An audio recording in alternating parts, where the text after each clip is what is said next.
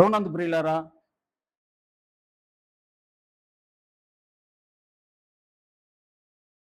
మనకు ఈ లోకములో మన కుటుంబాలలో, సమాజములో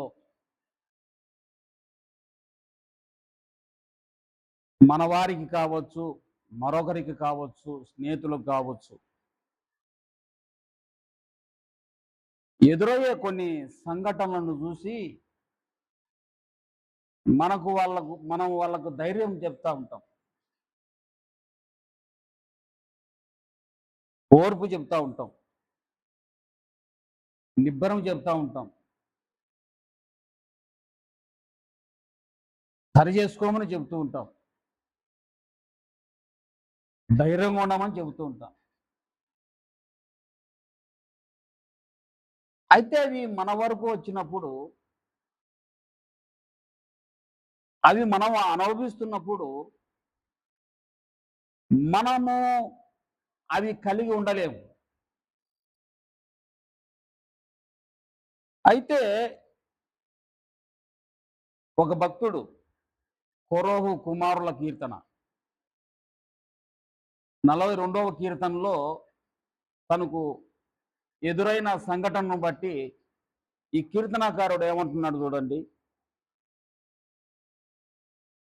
42వ కీర్తన కోరాహు కుమారులు రచించిన దైవారాధన అని రాయబడి ఉంది. కోరాహు కుమారులు వీరు మందిర ఆవరణములో మందిర పరిచర్య జరిగించు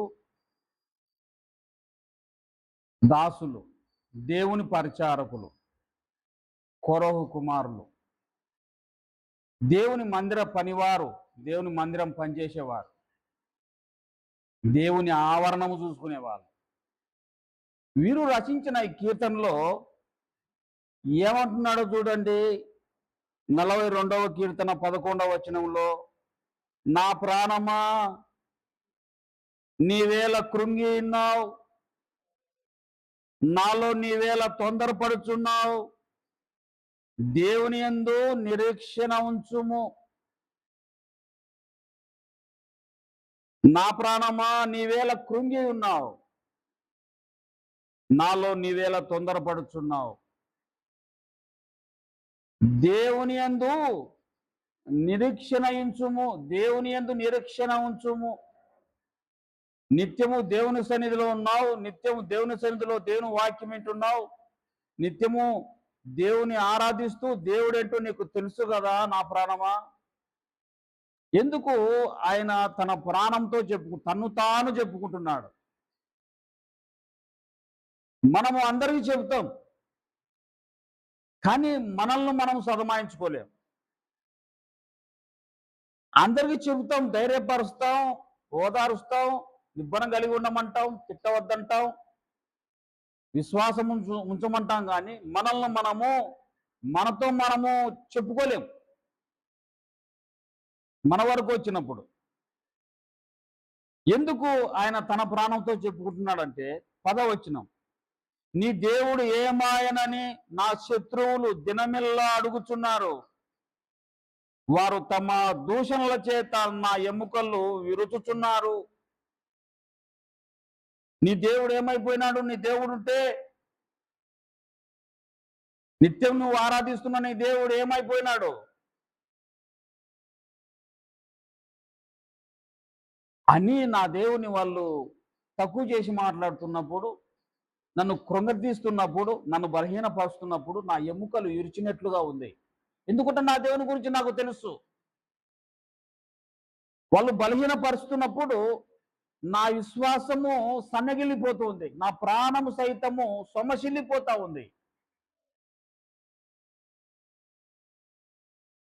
అని చెప్పి ఈ కీర్తనాకారుడు ఏమంటున్నాడంటే, నా ప్రాణమా నీవేళ కృంగి ఉన్నావు, నన్ను కృంగతీస్తూ ఉన్నావు నా ప్రాణమా, నాలో నీవేళ తొందరపడుచున్నావు, దేవుని యందు నిరీక్షణ ఉంచుము. కొన్ని సందర్భాలలో కొంతమంది మాటల చేత మన కుటుంబాలలో కొన్ని శ్రమల చేత, లేమి చేత మనం నమ్మిన మన దేవుడు మీద మన విశ్వాసం బలహీనమైపోయి ఒక్కొక్కసారి కృంగిపోతాం. ఒక్కొక్కసారి తొందరపడుతూ ఉంటాం. పిల్లల్లో వివాహాలు కాలేదని కొంతమంది, వివాహమైన ఇన్ని నాళ్ళ వివాహమైన వాళ్ళకు సంతానం కలగలేదని కొంతమంది, నేను ఎంత సంపాదిస్తున్నా నాకు లేమే ఉందనే భావనలో కొంతమంది, సమాధానం లేదే అని కొంతమంది,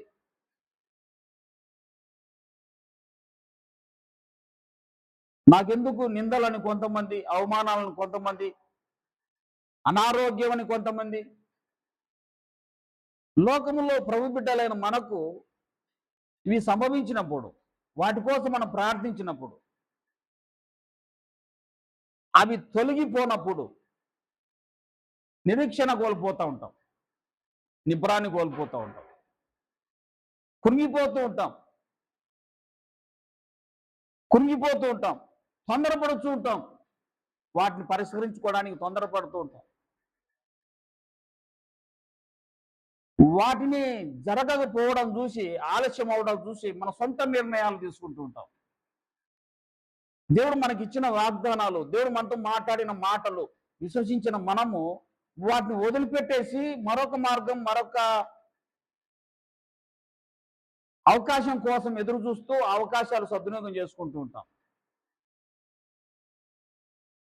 తొందరపడుతూ ఉంటాం, దేవుని యందు నిరీక్షణ కోల్పోతుంటాం. నిరీక్షణ అనగా ఏంటంటే ఎదురు చూడడము అని.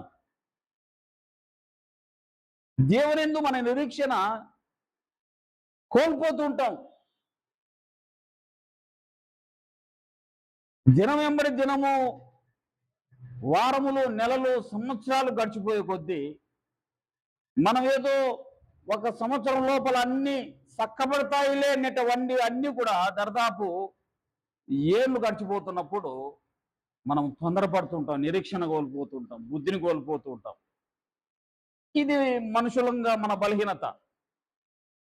అప్పుడు నమ్ముకున్న మనల్ని చూసి కొంతమంది మనకు వ్యతిరేకమైన వాళ్ళు హేళన చేస్తూ ఉండొచ్చు, ఎక్కిరిస్తూ ఉండవచ్చు,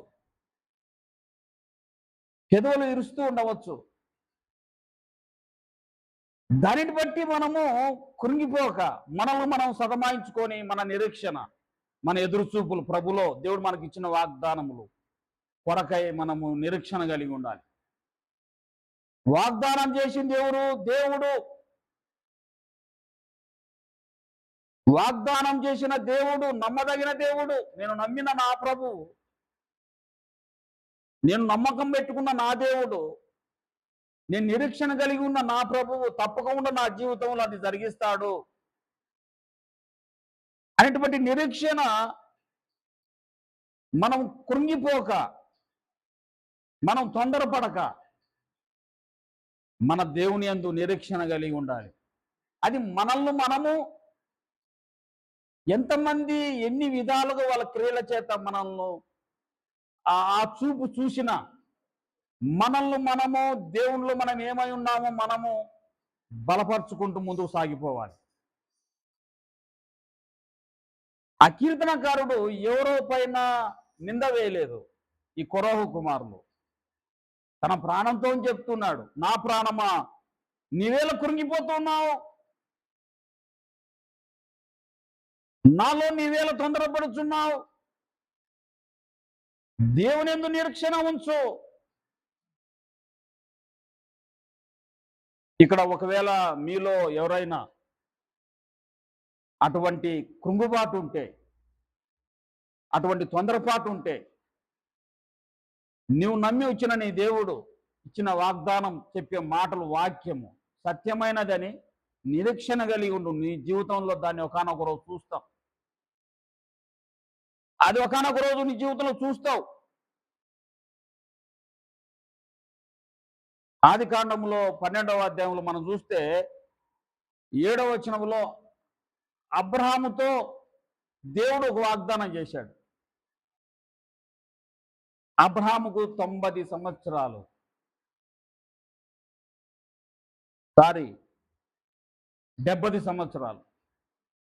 ఎన్ని సంవత్సరాలట? 70 సంవత్సరాలు.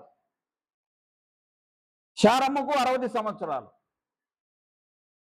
దేవుడు అబ్రహాముతో నీవు నా యందు విశ్వాసం ఉంచితే నీకు నేను సంతానాన్ని ఇస్తాను అని చెప్పాడు.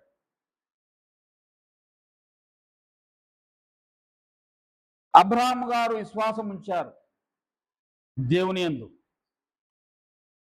నమ్మిక ఉంచాడు, తన భార్యతో మాటలు పంచుకున్నాడు, కుటుంబంలో నిత్యము ప్రార్థన, బలిపీఠాలు కట్టడం, చాలా విశ్వాసంగా అబ్రహాం గారు సాగిపోతూ అబ్రహాము కాకముందు అబ్రహాము సాగిపోతున్నాడు. దరిదాపు దేవుడిచ్చిన వాగ్దానము దరిదాపు 10 సంవత్సరాలు అయిపోయింది. అప్పటికి ఎన్నేళ్ళు వచ్చాయి? అబ్రహాంకు 80 సంవత్సరాలు వచ్చాయి. 70 సంవత్సరాలు పిలిచాడు కదా దేవుడు, చెప్పాడు కదా. 80 సంవత్సరాలు వచ్చాయి. ఆయనకు 70 సంవత్సరాలు వచ్చాయి. ఆమె కృంగిపోతా ఉంది మన మాటల చేత, అనేక మంది మాటల చేత, ఎక్కిరింపుల చేత కృంగిపోతూ ఉంది, బాధించబడుతూ ఉంది, తొందరపడిపోయింది. కృంగిపోయి తొందరపడి ఏం చేసిందో చూద్దాం. ఆదికాండము చూడండి. ఆదికాండము 16వ అధ్యాయం. ఆదికాండం 16వ అధ్యాయం. కాబట్టి అబ్రాము కానాను దేశములో 10 ఏండ్లు కాపురమున్న తర్వాత అబ్రాము భార్య అయిన శారాయి తన దాసి అయిన హాగరును ఐగుప్తురాలిని తీసుకొని తన పెనిమిటి అయిన అబ్రాముకు భార్యగా ఉండుట అతనికి ఇచ్చాను. ఈమెకు పిల్లలు లేరు, అప్పటికి ఇంకా కనలేదు. శారమ్మ 10 ఏళ్ళు గడిచిపోయింది. అబ్రహాం గారు అన్నారేమో, ఇంకొక సంవత్సరం చూద్దాం. దేవుడు చెప్పాడు కదా, దేవుని మాట మనం విన్నాం కదా, దేవుని సన్నిధికి వస్తున్నాం కదా, దేవుని మాటలు వింటున్నాం కదా, దేవుని మనం నమ్మిక ఉంచాం కదా, ఇంకా కొద్ది రోజులు ఆగుదాం అన్నాడేమో. కానీ ఆమె వినలేదు. ఐగుప్తురాలైన హాగరు తన జాతి కాదు, తన మతం కాదు, తన కులం కాదు, తన కుటుంబీకురాలు కాదు, పని చేసుకోవడానికి వచ్చింది దాసిగా. హాగరు ఐగుప్తురాలు, యూదురాలు కాదు, ఐగుప్తురాలు. దేవుడు అన్నాడు, నీ వంశంలో నీ గోత్రములో స్వాస్యంగా నేను కుమారుని ఇస్తాను. ఆ కుమారుని ద్వారా భూమండలం పైన, భూమి మనుషులందరూ ఆశీర్వదించబడతారు. అందులో నుండే యేసుక్రీస్తు కూడా వస్తాడని చెప్పాడు. అందులో నుండే యేసుక్రీస్తు వస్తాడు. ఆ కుమారుని వంశం నుండే యేసుక్రీస్తు వస్తాడు. ఆకాశ నక్షత్రం వల్ల నీ సంతానాన్ని విస్తరింపజేసి ఆశీర్వదిస్తానని చెప్పాడు. ఈమె తొందరపడింది. 10 సంవత్సరాలు అయిపోయింది. తొందరపడి నాకు దాసిగా నేను పని చేసుకోవడానికి నా దాసిగా వచ్చింది కదా ఐగుప్తు నుండి హాగరు, నాకు పుట్టినా ఒకటే ఆమెకు పుట్టినా ఒకటే అన్నట్లుగా దేవుని నిర్ణయము కాని దాన్ని తీసుకొచ్చి ఆయన భార్యగా ఇస్తూ ఉంది. ఒకవేళ ఆయన వాదించాడేమో, దేవుడు నమ్మదగిన వాడు, దేవుడు ఖచ్చితంగా మన పట్ల చేస్తాడు. 10 సంవత్సరాలు అయిపోయింది. 10 సంవత్సరాలకి ఆయన కృంగిపోయింది, మాటలు పడలేకపోయింది, ఓడ్చుకోలేకపోయింది, నిరీక్షణ కలిగి ఎదురు చూడలేకపోయింది. వినండి బాగా వాక్యం చూడండి. వాదించిందే మనం వాదిస్తూ ఉంటాం మన కుటుంబ సభ్యులతో, ఇంకా కాదులే అంటూ ఉంటాం, ఇంకేమవుతుందిలే. నిజంగా ప్రియులారా, దేవుడు ఆయన చెప్పిన ఏ మాట అయినను నిరర్థకము కానేరదు. హల్లెలూయా. నిరర్థకము కానేరదు. ఆయన చెప్పిన ఏ మాట అయినా నిరర్థకము కానేరదు. నీ పట్ల ఆయన చేసిన వాగ్దానం, ప్రస్తుత గ్రంథంలోని వాగ్దానాలని వాటిని మనం నమ్మి పొందుకోవాలి, విశ్వసించాలి. అది నా కొరకే దేవుడు రచించాడు. అబ్రహాం గారు వాదించిన ఆమె వినకుండా హాగర్ను అబ్రహాంకు చేసింది. వారి కాపురంలో ఆమె గర్భవతి అయింది, ఇస్మాయేలు కుమారునిగా అంది. చూడండి, బయలువెన్నములో మనం చూస్తే 4వ వచనం, అతడు 5వ వచనం, అప్పుడు శారాయి 4వ వచనం, అతడు హాగరుతో పోయినప్పుడు అది గర్భవతి ఆయను. అది తను గర్భవతి నైతినని తెలుసుకున్నప్పుడు దాని యజమానురాలు తన దృష్టికి నీచురాలాయను. చూసినారా? హాగరుతో సంతానం పొందాలి, నేను స్వాస్యం పొందాలి అనుకున్న శారా చిన్నచూపు చూస్తూ ఉంది. తన పని కట్టే చిన్నచూపు చూస్తూ ఉంది, తక్కువగా మాట్లాడుతూ ఉంది. కుటుంబంలో గొడవలు వచ్చేసాయి, విభేదాలు వచ్చేసాయి, పొట్టాట్లు వచ్చేసాయి, సమాధానం లేదు, దేవునితో అనుబంధం లేదు, దేవుని సన్నిధి లేదు, కుటుంబం అంతా గందరగోళమైపోయింది. అబ్రహాం గారు ఇద్దరికి చెప్పుకోలేకపోతా ఉన్నాడు. కారణం ఏంటంటే నిరీక్షణ లేని జీవితం. దేవుడిచ్చిన వాగ్దానము పట్టుకొని ఎదురు చూడలేని జీవితం, లోకస్తుల యొక్క మాటల చేత కృంగిపోయిన జీవితం. మన భక్తి మనకు ధైర్యం పుట్టించాలి. దేవునిలో మనకున్న యథార్థత మన భక్తికి బలము చేకూర్చాలి. ఏబు గ్రంథంలో 4వ అధ్యాయంలో అన్నాడు, ఏబు గ్రంథంలో 4వ అధ్యాయంలో దేవుడు రాయించాడు. చూడండి, ఏబు గ్రంథం 4వ అధ్యాయం 6వ వచనం, నీ భక్తి నీకు ధైర్యం పుట్టింపదా? నీ భక్తి నీకు ధైర్యం పుట్టింపదా? నీ యథార్థ ప్రవర్తన నీ నిరీక్షణకు ఆధారము కాదా? నువ్వు దేవుల్లో యథార్థంగా ఉంటే, దేవుల్లో నిజంగా నువ్వు ప్రార్థనా పరురాలువై ఉంటే, ప్రార్థనా పరుడవై ఉంటే, దేవుని యందు నీ విశ్వాసం గొప్పదై ఉంటే, యథార్థంగా ఆయన సన్నిధిలో నువ్వు గడిపే వాడవై అయితే, దేవునికి నీకు గొప్ప మంచి అనుబంధం ఉంటే, నీ భక్తే నీకు ధైర్యం పుట్టించాలి. నా దేవుడు చేస్తాడు, నా దేవుడు ఇస్తాడు, నా దేవుడు వస్తాడు. నీ భక్తి నీకు ధైర్యం ఇవ్వాలి. దేవుల్లో నీ యథార్థ ప్రవర్తన, నీ నిరీక్షణకు నువ్వు ఎదురు చూసేదాన్ని నేను పొందుకోగలను అన్నటువంటి నీ యథార్థ ప్రవర్తన నీ నిరీక్షణకు ఆధారం కావాలి అంటున్నాడు ఆయన. ఏదైనా మన జీవితంలో ఆలస్యం కావచ్చు ఒకవేళ, కానీ మన దేవుడు తప్పకుండా వాటిని చేయగలడు అనేటువంటి యథార్థతో దేవుని సన్నిధిలో మన భక్తి జీవితాన్ని కొనసాగించాలి. నీ భక్తి నీకు ధైర్యం పుట్టించాలి. నీ యథార్థ ప్రవర్తన, దేవునిలో నువ్వు యథార్థంగా ఉంటే నీ యథార్థ ప్రవర్తన నీ నిరీక్షణకు అదే ఆధారం కావాలి. నీ ఎదురు చూసేదానికి అదే ఆధారం కావాలి. దేవుడు ఇస్తాడు, వస్తాడు, చేస్తాడు, జరిగిస్తాడు. నా జీవితంలో ఆయన జరిగిస్తాడు, నేను ఆయన నమ్ముకున్నాను అనేటువంటి నీ యథార్థ ప్రవర్తన దేవునితో నీ నిరీక్షణకు నువ్వు ఎదురు చూసే దాన్ని పొందుకునేంత వరకు నీకు అదే ఆధారం. ఆ నిరీక్షణే నీ ప్రభులో నీకు ఆధారం. అదే నీ ప్రభులో నీకు ఆధారం. అదే మరియ మార్తల కుటుంబంలో వాళ్ళు ప్రభును నమ్ముకున్నారు. మరియ మార్తలు ప్రభునందు విశ్వసించారు. ఆయన బోధ వినుచుండేవాళ్ళు, ఆయనకు ఉపచారం పరిచర్య చేసేవాళ్ళు. ఆ కుటుంబంతో దేవునికున్న అనుబంధం చాలా గొప్పది. దేవునితో వాళ్ళకున్న అనుబంధం గొప్పది. మరి ఆయన పాదాల దగ్గర కూర్చొని ఆయన మాటలు వింటూ ఉంది, మార్తాను ఉపచారం చేస్తూ ఉంది. ఆ కుటుంబంలో గొప్ప అనుబంధం, ఒక గొప్ప నిరీక్షణ, ఆయన మాకున్నాడు అని. అటువంటి కుటుంబంలో ఒకరోజు లాజరు రోగి ఆయను అని రాయబడింది. చూడండి, యోహాను సువార్త 11వ అధ్యాయంలో, యోహాను సువార్త 11వ అధ్యాయంలో 5వ వచనం చూడండి. యేసు మార్తాను ఆమె సహోదరుని లాజరును ప్రేమించెను. అతడు రోగి అయి ఉన్నాడని యేసు వినినప్పుడు తనున్న చోటనే ఇంకా 2 దినములు నిలచెను అని రాయబడింది.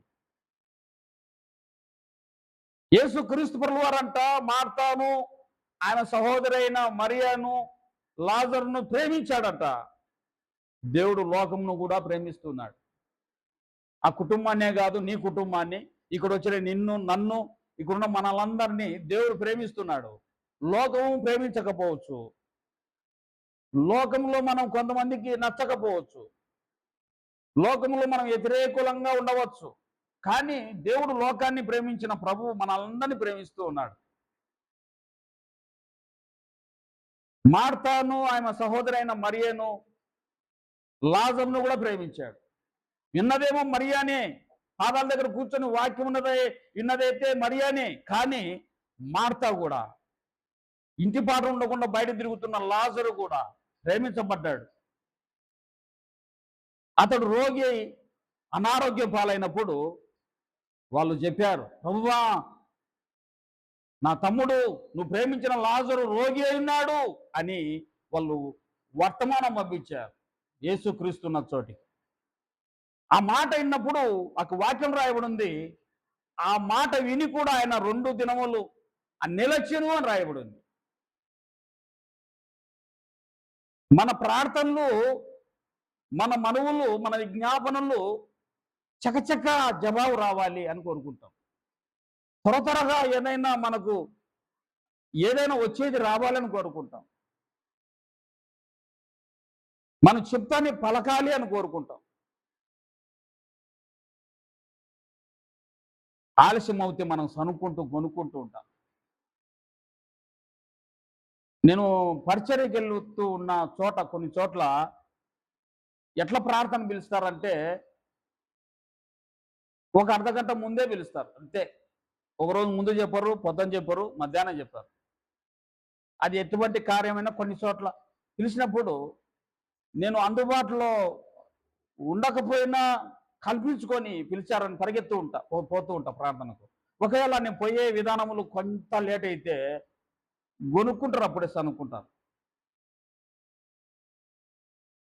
పిల్లల ఆకలికి ఆకులు కొన్నారని నేను చెప్తాను, పిల్లలు పెట్టేయండి అన్నం.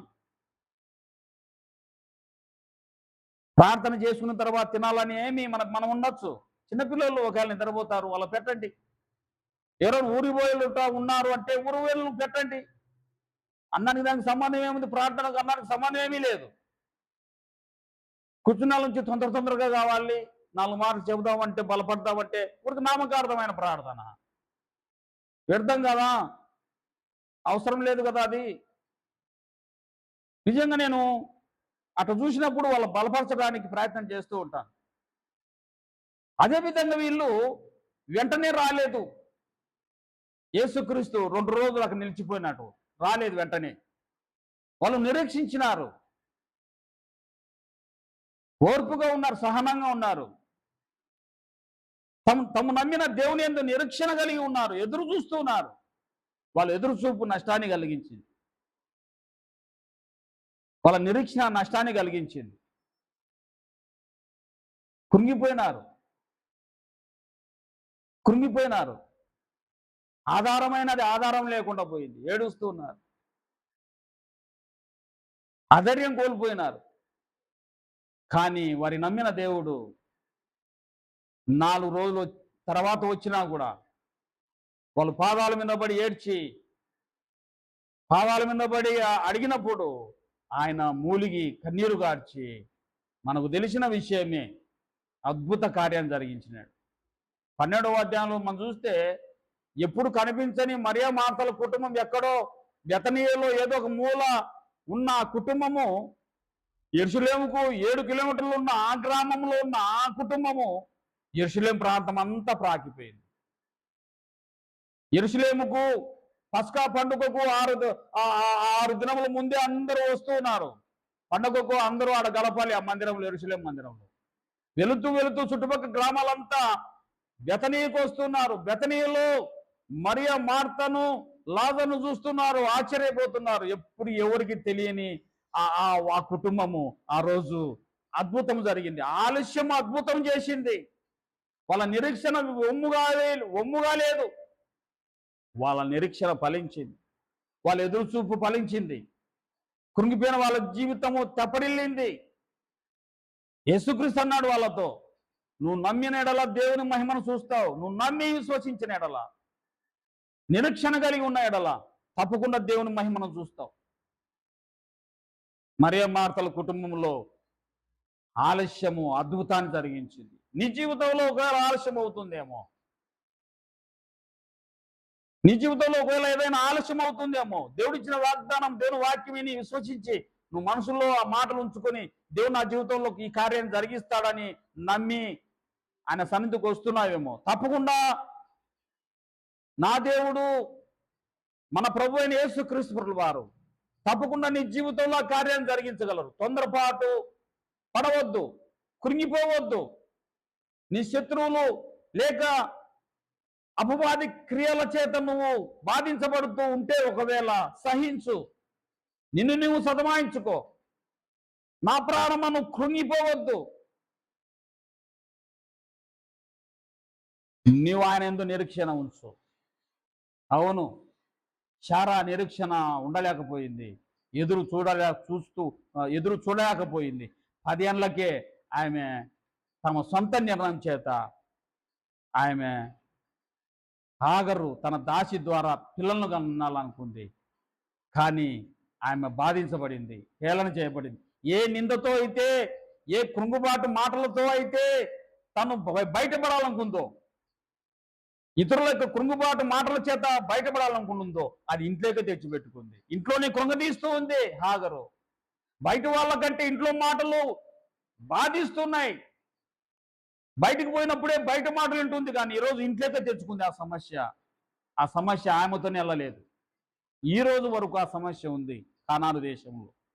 ఈ రోజు కూడా ఇస్మాయేలులకు యూదులకు ఈ రోజు కూడా యుద్ధాలు జరుగుతున్నాయి, ప్రాణ నష్టాలు జరుగుతున్నాయి, దేశాలు చంపుకుంటున్నాయి. ఈ రోజు వరకు కూడా ఆ రోజు ఆమె చేసిన ఆ నష్టము ఈరోజు యేసుక్రీస్తు జనాంగానికి వ్యతిరేకులుగా ఈరోజు ఇస్మాయేలు యొక్క జనాంగము ప్రపంచానికి విరోధులుగా అయిపోయారు.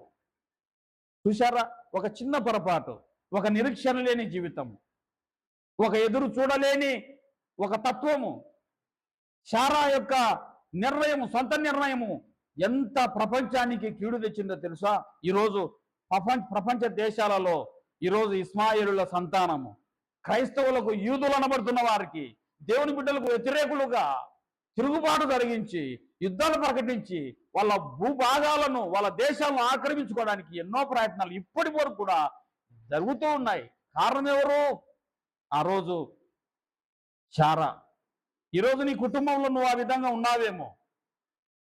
నువ్వు ఒకవేళ నీ సొంత నిర్ణయాల చేత, నీ సొంత పనుల చేత, నీ సొంత యొక్క ఆలోచనల చేత దేవుని వాగ్దానము, దేవుని యొక్క మాటను నువ్వు పక్కన పెడుతున్నావేమో, నిరీక్షణ కలిగి ఉండలేకపోతున్నావేమో. ఒకసారి నిన్ను నువ్వు సదమాయించుకొని దేవుని యందు నిరీక్షణ ఉంచుము, దేవుని యందు నిరీక్షణ ఉంచుము. నువ్వు ఎందుకు తొందరపడుతున్నావు అని చెప్పు. నీ ప్రాణంతో, నీ ఆలోచనలతో నువ్వేళ తొందరపడుతున్నావు, నీవేళ కృంగి ఉన్నావు. నేను నమ్మిన నా దేవుని యందు నిరీక్షణ ఉంచు అని చెప్పు. నేను నమ్మిన నా దేవుని యందు ఎదురు చూడమని చెప్పు. అది 10 సంవత్సరాలు కావచ్చు, ఎన్ని సంవత్సరాలైనా. ప్రియులారా, శారమ్మకు 25 సంవత్సరాలకు ఇసాకు పుట్టాడు. హల్లెలూయా! అద్భుతం జరిగిపోయింది, అద్భుతం జరిగిపోయింది. మొన్న ఏదో వార్తల్లో విన్నాను నేను, వివాహము 35 సంవత్సరాల లోపునే చేయండి వివాహాలు, ఒకవేళ దాటితే పిల్లలు కనడానికి అవకాశాలు చాలా తక్కువ ఉంటాయని. పురుషునికైనా స్త్రీకైనా 35 సంవత్సరాలు లోపే చేయండి వివాహాలు. ఎందుకంటే సంతాన ఉత్పత్తి ఆ వయసులో ఉన్న, ఆ లోపల ఉన్న ఆ బిడ్డలకే కలుగుతాయి. దాటిపోతే తర్వాత కష్టంగా ఉంటుంది, చాలా కొంతమంది ఎక్కువగా ఇబ్బందిగా ఉంటుంది అని చెప్పి అని ఆ వార్తల్లో నేను విన్నాను. కానీ దేవునికి అసాధ్యమైనది ఏదీ లేదు. నిరీక్షణ కలిగి, ఓర్పు కలిగి, దేవుని యందు నమ్మిక ఉంచు వారికి, దరిదాపు శారమ్మకు 90 సంవత్సరాలు, అబ్రాం గారికి 100 సంవత్సరాలు. దేవుడు చెప్పిన వాగ్దానము 25 సంవత్సరాలు వాళ్ళు నిరీక్షించారు. వాళ్ళ తప్పును వాళ్ళు తెలుసుకున్నారు. ఆమె తప్పు ఒప్పుకుంది, ఇస్సాకు జన్మించారు. నవ్వుతూ ఉన్నారు ఇద్దరు. అద్భుతం కదా, ఆశ్చర్యం కదా. దేవుడు చెప్పిన ఏ మాట అయినా నిరర్థకము కానేరు కదా. ఆలస్యం అవ్వచ్చు, ఒకవేళ అది స్థిరపరచబడుతుంది. ఆలస్యమైందని మరియ మార్తలు ఏడుస్తున్నారు, కుంగిపోయారు. కానీ వాళ్ళ జీవితంలో యేసుక్రీస్తు వాళ్ళ జీవితంలోకి వచ్చి అద్భుతాన్ని జరిగించాడు. యెరూషలేం ప్రాంతంలో ఏ గ్రామానికి లేదు ఆధిక్యత, బెతనీకి వచ్చింది. ఆ కుటుంబం దగ్గరకు వస్తున్నారు అందరూ. అద్భుతమైన ఆశ్చర్యము. లాజరు బ్రతికించబడ్డాడు. ఎంత అద్భుతము, ఎంత అద్భుతము.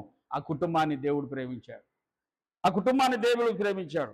చూడండి, రోమిలకు రాసిన పత్రికలో, నేను ముగిస్తాను ఇక.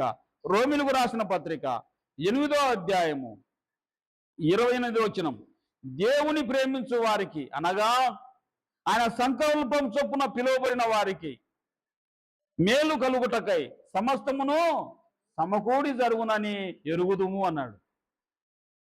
దేవుని ప్రేమించిన వారికి, దేవుని వాగ్దానములను ప్రేమించిన వారికి, ఆయన వాగ్దానముల చేత పిలువబడిన వారికి సమస్తము సమకూడతాయి, సమకూడి జరుగునని నిరీక్షణతో నిబ్బరంగా మనం ఉండాలి. మనం ఎరగాలి. సమస్తం సమకూడుతుంది ఆ టయానికి, ఆ వివాహానికి, ఆ ఇల్లు కట్టుతున్నప్పటికీ, ఆ అప్పులు తీర్చుకోవడానికి, ఏ కార్యమైనా సరే దేవుని యందు, దేవుని మాట యందు విశ్వాసం ఉంచి ప్రారంభించిన ప్రతిదీ కూడా ఒకవేళ ఆలస్యమైన ఆ సమయానికి సమస్తము సమకూడి జరుగునని నిరీక్షణ కలిగి మనము ఎదురు చూడాలి. అటువంటి దేవుడు మన యేసుక్రీస్తు ప్రభువారు. అటువంటి దేవుని యొక్క సన్నిధిలో మనం ఉన్నాం. ఆయన మాట ఇచ్చి ఎప్పుడు నెరవేర్చకుండా ఉండేవాడు కానే కాదు. ఆయన మాట ఇస్తాడు, ఆయన మాట నెరవేరుస్తాడు. ఆలస్యం కావడానికి మన అవిధేయతే కారణం, మన అల్పవిశ్వాసమే కారణం, మన భక్తిహీనతే కారణం, మన బుద్ధిహీనతే కారణం. మనల్ని మనము, మన నమ్మిక దేవుని యందు, మన నిరీక్షణ, మన నిబ్బరము, ఆయన సన్నిధిలో మన ప్రార్థనా జీవితము, ఆయన సన్నిధిలో మన విజ్ఞాపన జీవితము, ఆయన సన్నిధిలో మనం ఒప్పుకుంటూ ప్రార్థిస్తూ ఎదురు చూచుదుముగాక. ఆమేన్. ఎదురు చూచుదుముగాక, నిరీక్షించుదుముగాక, ఆయన ఇచ్చు ఈవులు పొందుకుందుముగాక. దేవుడు మేము అట్టి కృపలో నడిపించి దీవించునుగాక. ఆమేన్, ఆమేన్. ప్రార్థన చేసుకుందాం. కృపాభరితుడైన మా తండ్రి, సర్వోన్నతుడైన దేవుని కుమారుడా, పరిశుద్ధాత్మ దేవ, నీ నిర్ణయము మా జీవితంలో, నీ నిర్ణయ కాలమందు నువ్వు దర్శించేదవు ప్రభు. నైనా నీ నిర్ణయ కాలమందు నీ బలిష్టమైన రెక్కల క్రింద దీన మనసులుగా మేము ఉండి వాటిని పొందుకొని నిరీక్షణ కలిగి ముందుకు సాగడానికి ఓర్పుతో, నిబ్బరముతో నీ సన్నిధికి ప్రభువా, దేన్ని ఆశించి, దేన్ని నా ప్రభువు చేయగలడు, నా ప్రభువుకు అసాధ్యమైనది ఏదీ లేదు, నేను చేయలేని దాన్ని, నేను సాధించలేని దాన్ని, నేను కట్టలేని దాన్ని ఆయన కట్టగలడు, నాకు జయ జీవితం ఇవ్వగలడు అని ఎంతమంది అయితే నీ కృపను ఆశ్రయిస్తున్నారో, అటువంటి కృపామయుడు అయిన నీవు నీ బిడ్డల పక్షంగా ఉండి కార్యాన్ని సఫలపరచమని, నీ బిడ్డలకు తోడుగా ఉండమని, వచ్చిన వారందరినీ ప్రభువా మీరు బలపరచమని నీ వాక్యం చేత మీరు స్పష్టంగా మాట్లాడారు ప్రభువా. నీ వాక్యము సత్యమైనది, నమ్మకమైనది, నిరర్ధకము కానేరనిది, జీవముతో కూడినది. వచ్చిన నీ బిడ్డలతో ప్రభువా మీరుండి బలపరచమని, నైనా మా నిర్ణయములు, మా పనులు నైనా తాత్కాలికమైనవి, మా ఎడల మీరు చేసిన ప్రణాళికలు శాశ్వతమైనది, స్థిరమైనవి, బలమైనవి. మా బలమైన దుర్గము నీవు, మా కొండ కోటవు నీవు. నైనా నీవు మా పక్షంగా నిలవబడితే మాకు ఎదురైనది ఏదైనా కూడా జయించుటకు జయశాలివి నీవు, జయోత్సాహముతో మమ్మల్ని నడిపించే ప్రభుడవు నీవు. ఇక్కడ చేరే నీ బిడ్డలందరికీ నీయందు విశ్వాసము, నీయందు వారికి ఉన్న భక్తి, నీయందు వాళ్ళకున్న నిరీక్షణ, నిరంతరము సాగిపోయే ఆ ఎదురు చూపులు వాళ్ళ జీవితంలో ప్రభువా శాశ్వతమైన మార్గంలో నడిపించమని, వచ్చిన వారందరినీ పేరు పేరుని దీవించి బలపరచమని, నీ ఆశీర్వాదాలతో పంపమని యేసుక్రీస్తు పరిశుద్ధమైన నామములో ఈ మనవులు అడిగి వేడుకొని ప్రార్థిస్తున్నాను తండ్రి. ఆమేన్.